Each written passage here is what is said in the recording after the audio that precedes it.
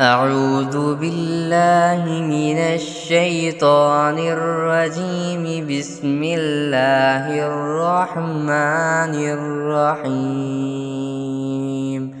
إن في خلق السماوات والأرض واختلاف الليل والنهار لآيات لأولي الألباب الذين يذكرون الله قياما وقعودا وعلى جنوبهم ويتفكرون في خلق السماوات والأرض ربنا ما خلقت هذا باطلا سبحانك فقنا عذاب النار. ربنا إنك من تدخل النار فقد أخزيته وما للظالمين من أنصار. ربنا إننا سمعنا مناديا ينادي للإيمان أن آمنوا بربكم فآمنا. ربنا فاغفر لنا ذنوبنا وكفر عنا سيئاتنا وتوفنا مع الأبرار. ربنا وآتنا ما وعدتنا على رسلك ولا تخزنا يوم القيامة إنك لا تخلف الميعاد.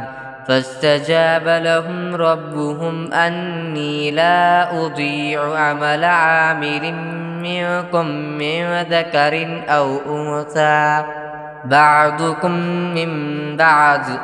فالذين هاجروا وأخرجوا من ديارهم وأوذوا في سبيلي وقاتلوا وقتلوا لأكفرن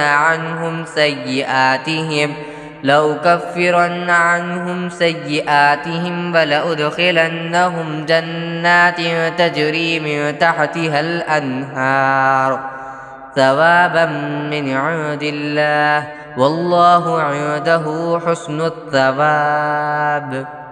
لا يغرنك تقلب الذين كفروا في البلاد متاع قليل ثم مأواهم جهنم وبئس المهاد.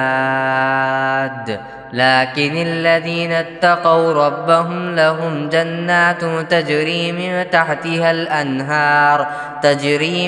تحتها الأنهار خالدين فيها نزلا من عند الله وما عند الله خير للأبرار. وإن من أهل الكتاب لمن يؤمن بالله وما أنزل إليكم وما أنزل إليهم خاشعين لله لا يشترون بآيات الله ثمنا قليلا أولئك لهم أجرهم عند ربهم إن الله سريع الحساب.